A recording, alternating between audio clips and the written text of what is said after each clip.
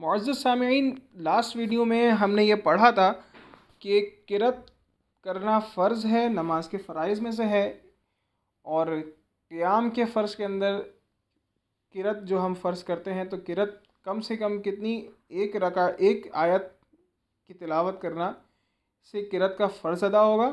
اور یہ بھی میں نے آپ سے عرض کیا تھا کہ نماز کے جو قرأت کے واجبات ہیں ان میں سے سورہ فاتحہ کا ہر سورہ فاتحہ یہ پڑھنا واجب ہے۔ تو اس کے ساتھ ساتھ ایک اور پوائنٹ ایڈ کرتا چلوں کہ سورہ فاتحہ کی ہر 7 آیتوں میں سے ہر آیت ایک الگ واجب ہے، یعنی اگر کوئی بھی آیت چھوٹتی ہے تو یہ واجب کا ترک ہوگا۔ آئے مزید ہم آگے بڑھتے ہیں، اور جو اب اس کے بعد ہمارا نیکسٹ فرض ہے نماز کا رکوع اور سجود، اور پھر جو آگے بتدریج انشاءاللہ دیگر فرائض کا ذکر ہوگا ان کی طرف پڑھتے ہیں۔ صاحب قدوری رحمۃ اللہ علیہ فرماتے ہیں ثم یکبروا ویرکعوا ویعتمدوا بیدہ علی رکبتیہ۔ آپ فرماتے ہیں کہ پھر تکبیر کہے۔ اب تکبیر کس طرح کہنی ہے، تکبیر کی حالت کیا ہوگی، وہ صاحب قدوری رحمۃ اللہ علیہ نے یہاں پر ذکر نہیں کیا ہے۔ ہم مزید اس کو شرح سے سمجھ سکتے ہیں۔ تو جو تکبیر کہنی ہے وہ اس حال میں کہنی ہے کہ ہاتھوں کو نہیں اٹھانا، ہاتھوں کو نہیں اٹھانا بلکہ صرف اللہ اکبر ہی کہنا ہے۔ امام جہر سے کہے گا اور مقتدی مخفیر یعنی اس کو خفا سے کہیں گے، اور جو منفرد ہے وہ بھی اس کو بالکل آہستہ سے ہی کہے گا اللہ اکبر کہتے ہوئے، یہ اب رکوع میں چلے جائیں گے اور رکوع کریں گے۔ رکوع میں 3 مرتبہ سبحان ربی العظیم کہنا ہے۔ یہ نماز کے سنن میں سے اور نوافل میں سے، یہ مستحبات میں سے یہ شامل ہے، یعنی مستحبات میں اس طریقے سے کہ 5 دفعہ کہے گا تو وہ مستحب ہے، اس سے کم مقدار کہیں گے تو سنت ہے، اور پھر اس کی مزید جو ڈیٹیلز ہیں وہ آپ بارِ شریعت میں پڑھ سکتے ہیں کہ کتنی مرتبہ کہنا جو ہے وہ سنت مؤکدہ میں آئے گا، اور پھر کتنی دفعہ کہنا یہ جو ہے وہ مستحب میں آئے گا۔ ہم یہاں پر قدوری شریف سے ریلیٹڈ ہی چیزوں کو دیکھیں گے۔ تو پھر وَيَعْتَمِدُ بِيَدِهِ عَلَى رُكْبَتَيْهِ، اب اپنے دونوں ہاتھوں کو کہاں رکھنا ہے، اپنے گھٹنوں کو پکڑنا ہے، دونوں ہاتھوں کو، ٹھیک ہے۔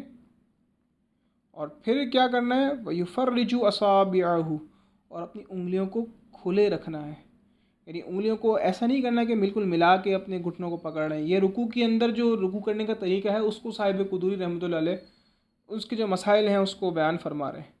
اور پھر آگے ایک اور بہت امپورٹنٹ چیز بتا رہے ہیں، وَيَبْسُطُ ظَهْرَهُ، اور اپنی پیٹھ کو سیدھا رکھنا ہے، یا نہ جھکا کے رکھنا ہے، نہ ایسا رکھنا ہے کہ بالکل اٹھی ہوئی ہو، بالکل اسٹریٹ ہونی چاہیے۔ یہاں تک کہ علماء فرماتے ہیں کہ اگر کوئی پانی کا پیالہ بھی اگر رکھ دے آپ کی پیٹھ پر رکوع میں تو وہ پیالہ سے ایک قطرہ بھی نہ گرے، تو اس طرح کی پوزیشن ہونی چاہیے۔ یہ رکوع کا اعلیٰ ترین درجہ ہے۔ البتہ رکوع کا ادنیٰ ترین درجہ یہ ہے کہ آپ کے ہاتھ آپ کے گھٹنوں تک پہنچ جائیں، یعنی جو ہاتھ کی ہتھیلی ہے یہ گھٹنوں تک پہنچ جائے تو یہ رکوع کا ادنیٰ درجہ ہے۔ پھر آگے آپ فرماتے ہیں وَلَا يَرْفَعُ رَأْسَهُ وَلَا يَنْكِسُهُ، کہ اپنے سر کو اٹھائے نہ اور نہ ہی جھکائے۔ اب جب رکوع کر رہے ہیں تو رکوع میں آپ کی گردن بالکل آپ کی کمر کی پوزیشن میں بالکل سیدھی ہونی چاہیے، بیلنسڈ ہونی چاہیے۔ اس کو مزید پریکٹس کرنے کے لیے شیشے کے آگے آپ کھڑے ہو کر ذرا اس کو دیکھ سکتے ہیں، یا یوں بھی کر سکتے ہیں کہ آپ کے ساتھ اگر کوئی شخص کھڑا ہے تو اس کو کہہ دیں کہ ذرا دیکھ لے کہ میرا سر کس پوزیشن میں ہے، نہ زیادہ جھکا ہوا تو نہیں ہے نہ زیادہ اٹھا ہوا تو نہیں ہے۔ تو یوں 2-3 لوگوں کے مشورے سے آپ اس چیز کو مزید جو ہے وہ بہتر انداز میں ادا کرنے کی صحیح کر سکتے ہیں۔ اور پھر آپ فرماتے ہیں کہ رکوع میں کیا کہنا ہے، آپ کون سی تسبیح رکوع میں کہنی ہے اس کا ذکر کر رہے ہیں۔ وَيَقُولُ فِي رُكُوعِهِ سُبْحَانَ رَبِّ الْعَظِيمِ ثَلَاثًا، اور 3 مرتبہ رکوع میں کہے سبحان ربی العظیم۔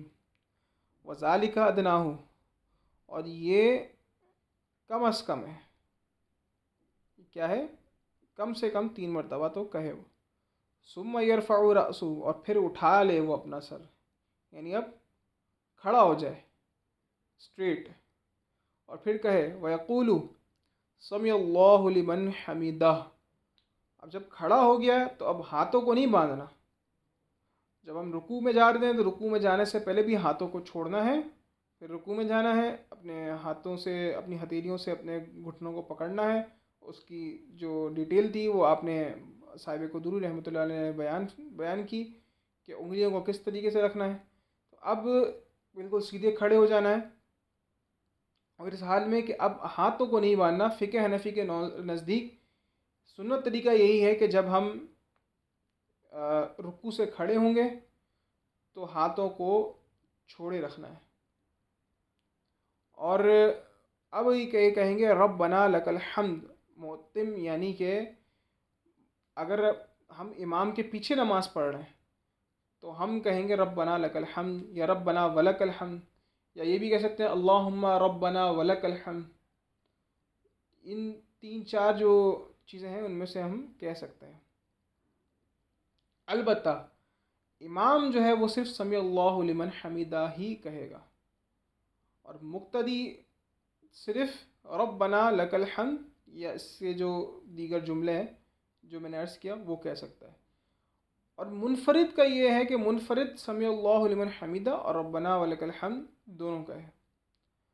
فَإِذَا اسْتَوَىٰ قَائِمًا كَبَّرَ، اور جب وہ سیدھا کھڑا ہو جائے اور سمیع اللہ لمن حمیدہ اور ربنا ولک الحمد بھی کہہ لیا اس نے، تو اب کیا کریں؟ اب پھر تکبیر کہیں۔ اب تکبیر بھی کہنی ہے تو وہ دوبارہ اسی انداز میں کہ جب رکوع میں گئے تھے تو تکبیر کہی تھی، یعنی بغیر ہاتھوں کو اٹھائے، صرف اللہ اکبر کہتے ہوئے ہی سجدے میں چلے جانا ہے۔ وَسَجَدَ وَاعْتَمَدَ بِيَدِهِ عَلَى الْأَرْضِ، اور اپنے دونوں ہاتھوں کو پھیلا دے زمین کے اوپر، یا یوں کہیں کہ اپنے دونوں ہتھیلیوں کو جو ہے وہ رکھ دے زمین کے اوپر۔ وَوَضَعَ وَجْهَهُ بَيْنَ كَفَّيْهِ، اور اپنے سر کو رکھے کہاں؟ اپنے دونوں کفین یعنی کہ دونوں ہتھیلیوں کے بیچ میں، بَيْنَ كَفَّيْهِ آپ نے ذکر کیا نا۔ وَسَجَدَ عَلَىٰ أَنْفِهِ وَجَبْهَتِهِ، اور سجدہ کرے اپنی پیشانی اور اپنی ناک پر۔ انف کہتے ہیں ناک کی جو نرم ہڈی ہوتی ہے اس کو، اور جبہتی کہتے ہیں اپنے فور ہیڈ یعنی ماتھے پر۔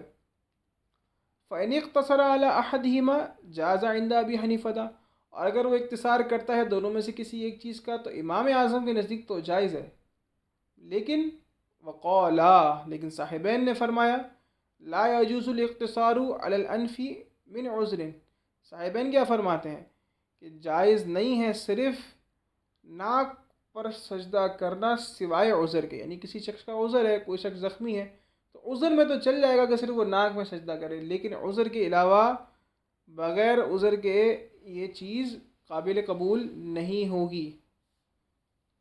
فَإِن سَجَدَ عَلَىٰ كَوْرِ عِمَامَتِهِ أَوْ عَلَىٰ فَاضِلِ ثَوْبِهِ جَازَ، اور اگر وہ سجدہ کرتا ہے اپنے امامے کے پیچ پر، یعنی امامہ شریف جو باندھتے ہیں افراد، تو اس کے جو پیچ ہوتے ہیں یعنی جو کپڑا ٹوپی کے اوپر آتا ہے اور سر کے ایک حصے کو وہ ڈھک لیتا ہے، تو اب اپنی ایک وہ پوزیشن ایک یوں سمجھ لے کہ اپنی ایک جگہ بنا لیتا ہے جس سے آپ کے فور ہیڈ کا ماتھے کا ایک اچھا خاصا حصہ کور ہو جاتا ہے۔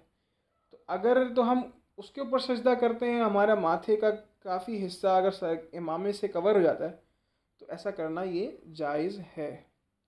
یا کسی الگ سے کوئی کپڑا ہے، کسی کپڑے کے اوپر کوئی فاضل کپڑا یعنی کوئی ایکسٹرا کپڑا ہے، امامے کا جو پچھلا حصہ ہوتا ہے اگر وہ سجدے میں ہمارے ماتھے پہ آ جائے، سامنے آ جائے ماتھے پہ، اس کے اوپر سجدہ ہو جاتا ہے تب بھی سجدہ ہو جائے گا۔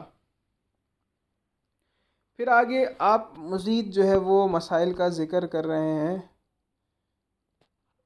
انشاءاللہ ہم نیکسٹ ویڈیو کے اندر ان مسائل کا ذکر کریں گے۔ سجدے سے ریلیٹڈ کچھ دوسرے مسائل ہیں وہ آپ ذکر فرما رہے ہیں، کیونکہ سجدے کے اندر ہمیں کافی چیزوں کا خیال رکھنا پڑتا ہے، اور اللہ تعالی ہمیں ان مسائل کو سیکھنے ان پر عمل کرنے کی توفیق عطا فرمائے، آمین۔